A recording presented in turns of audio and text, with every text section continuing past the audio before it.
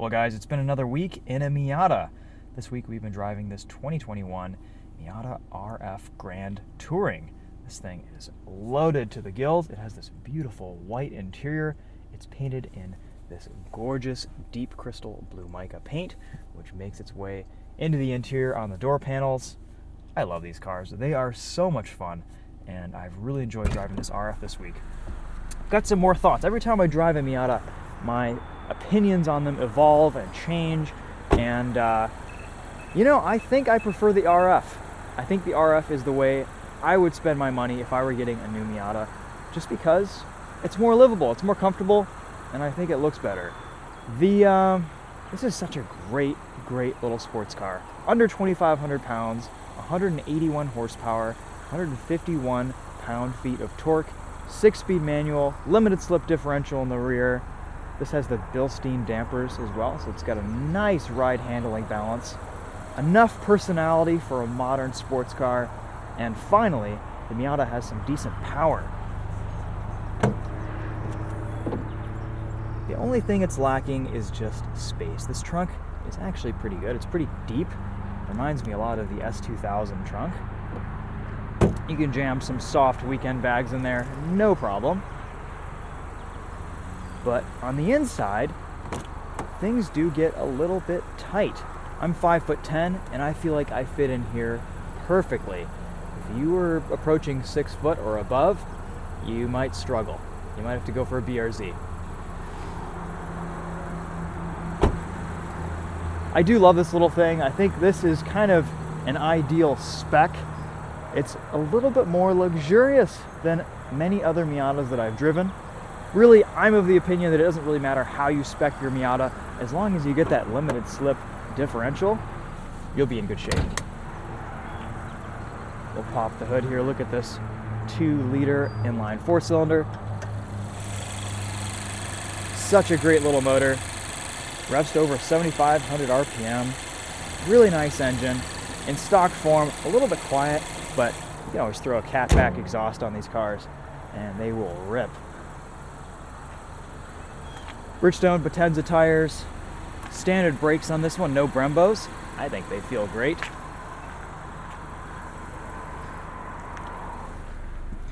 I love this interior.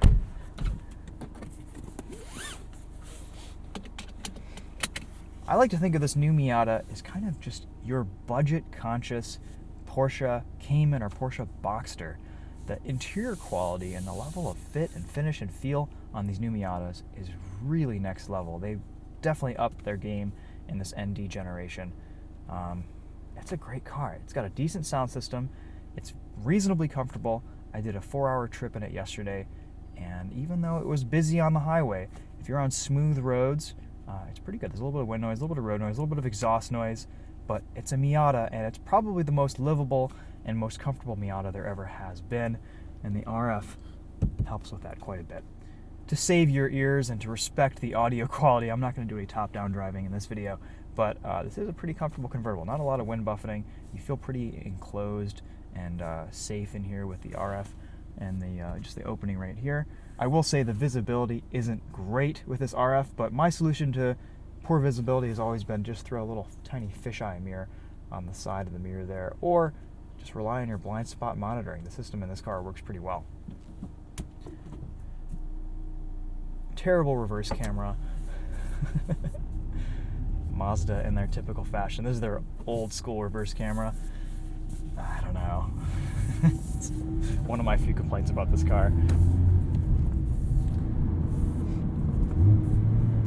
I've had a number of Miatas over the years between me and my family, and I do really like this latest ND generation. It strikes a kind of an ideal balance between modern car creature comforts, NVH, and just overall feel, and still being engaging. And this new one is actually pretty quick.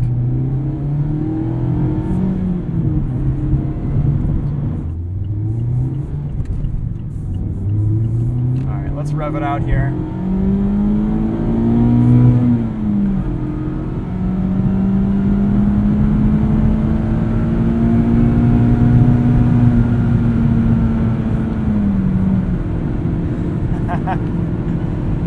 thing really does rip now. I always said about these ND2s, this is the first Miata where I've had to really be careful and watch my speeds while driving. You can't really slow car fast this anymore, which is good because this thing has a lot of performance.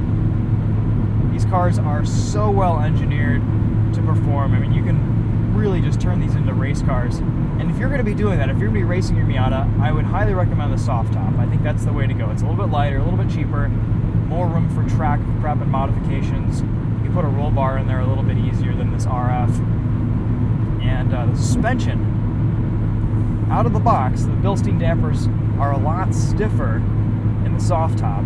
And in this RF, maybe it's the extra weight, but I feel like they're tuned a little bit more comfort-oriented, and it's a really nice ride handling balance.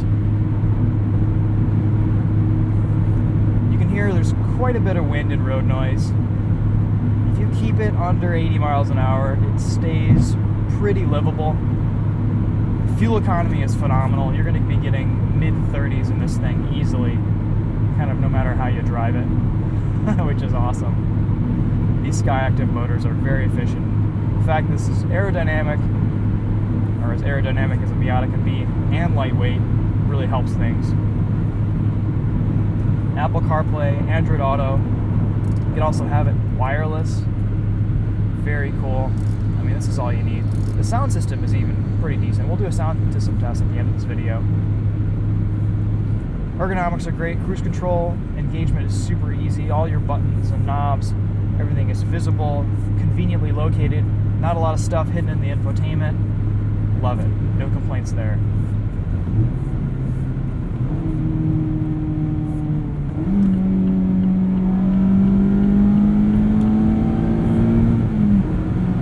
Pedals are perfectly placed for heel-toe downshifts. And this shifter, still one of the best. Still one of the best in the biz.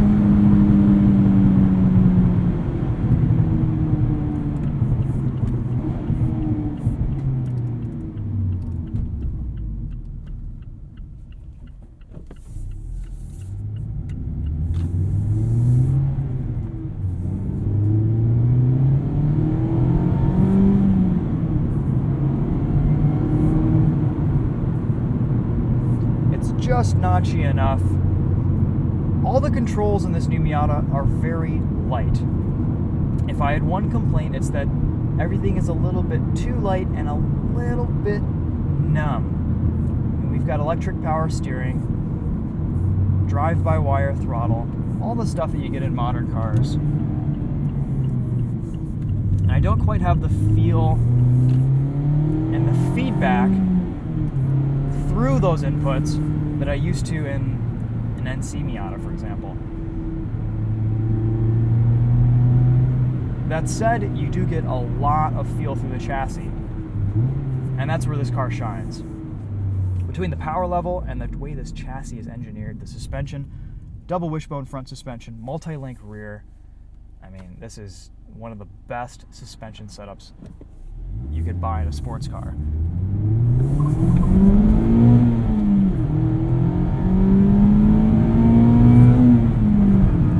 Limited slip differential really puts power down well.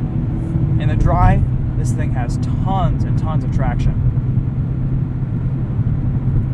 In the wet, it turns into a bit of a drift machine. And the thing I like about this Miata is limit handling on it is kind of on knife edge. It's fun to drive.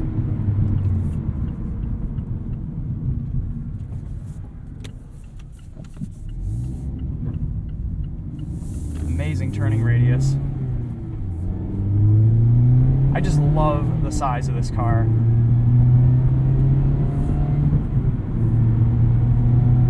They took some weight out of this Miata, but they also took some car out of the Miata. It shaved off a lot of size compared to the NCs.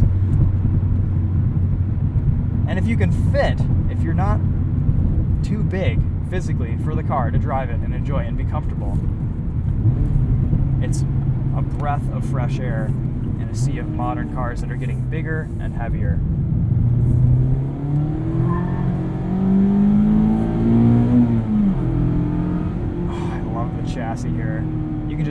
perfectly balance it with the throttle out of corner.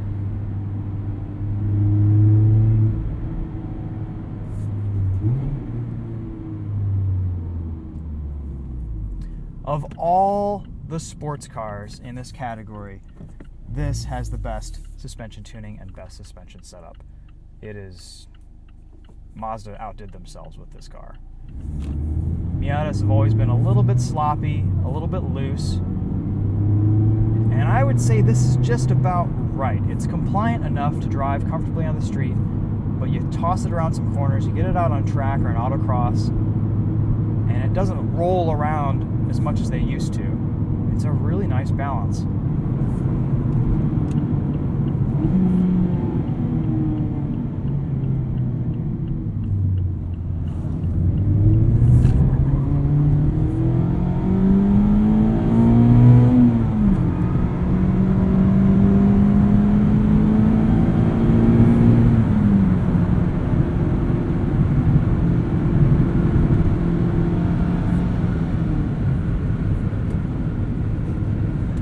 That visor,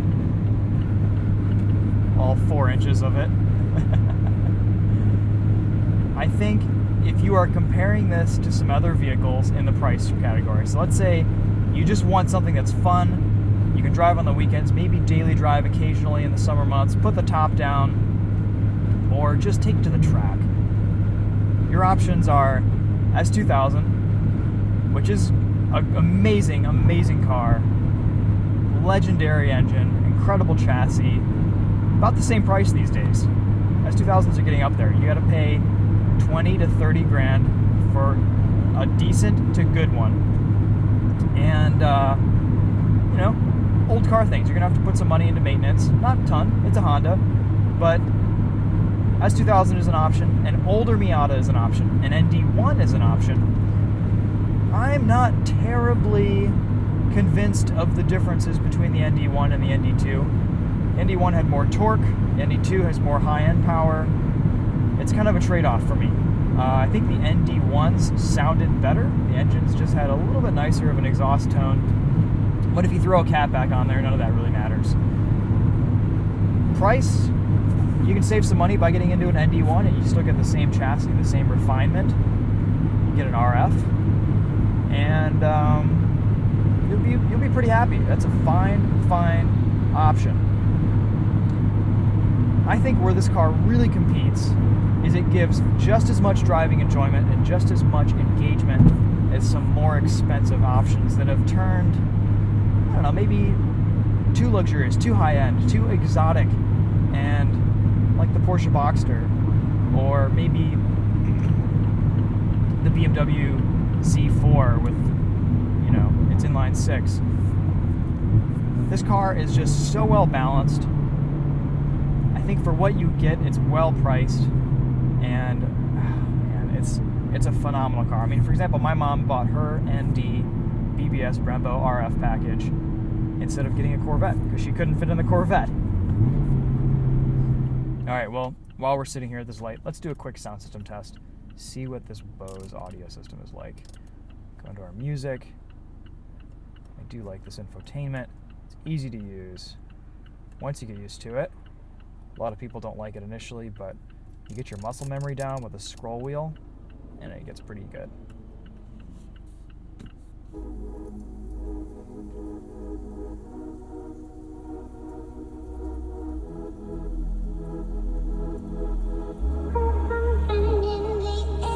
Now, something to note, no matter how good your sound system is, once you get going in this Miata, it gets pretty loud.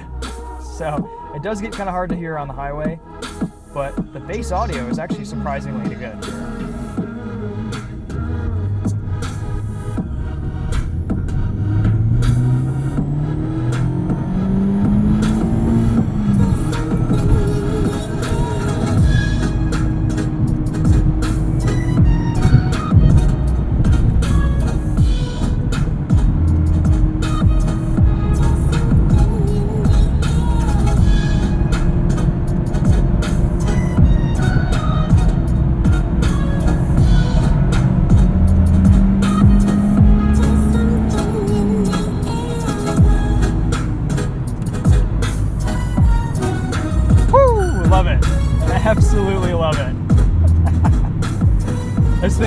so much fun around the corner.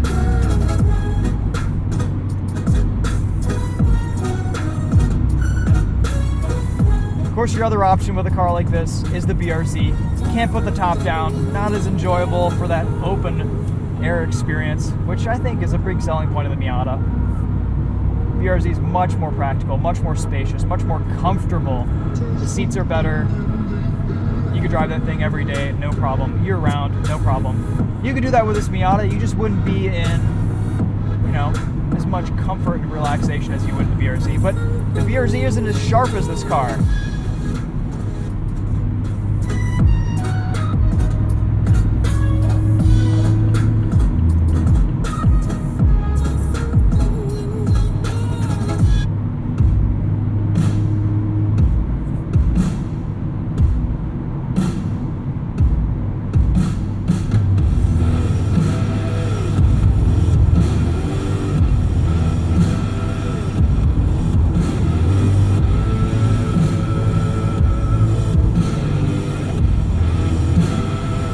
Sound gets a little bit muddy on the highway. Just gets a bit hard to hear with all the NVH. That's okay though. Definitely the best sound system ever in a Miata.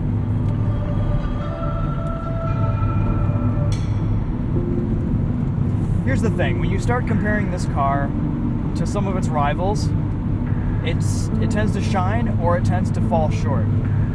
In isolation, if this car works for you, go buy one. It is such an enjoyable car to drive, get in, and live with. It makes every trip out just a little bit more fun, a little bit more engaging, a little bit more enjoyable. I look forward to driving this thing.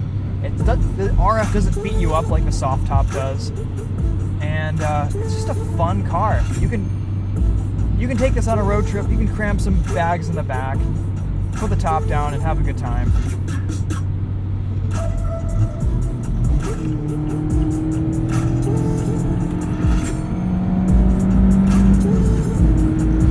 And the new power level, I will say, is addictive.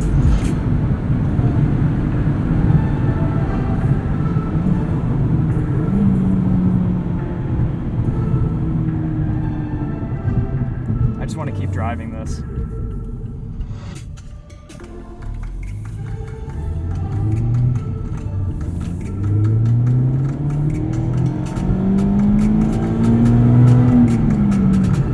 Those last 300 RPM are just intoxicating with this motor.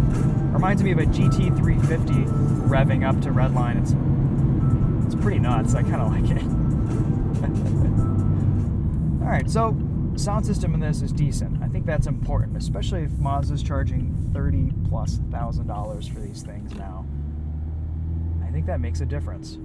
This is one of those cars that you can buy. If it's your first rear-wheel drive sports car,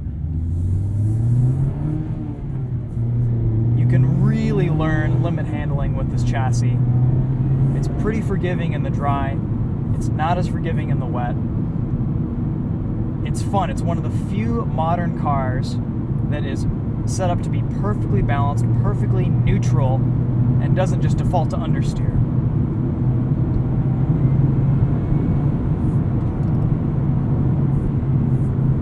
As we will demonstrate in these corners.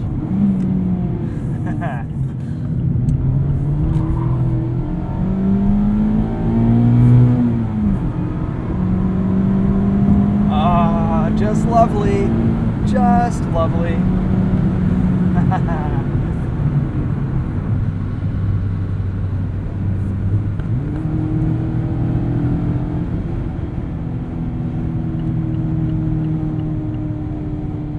Alright, well, we will wrap up the video there. It's been a pleasure giving you guys a chance to experience another Miata. Thanks for watching, guys. We will see you in the next video. Drive safe out there, and yeah, go buy a fun car. Don't let yourself get old and complacent and boring. Crossovers are fine, but you know, you can fit a lot in a convertible with the roof down vertically. They're very practical. Okay, that's all I've got to say. See you guys later. Take care.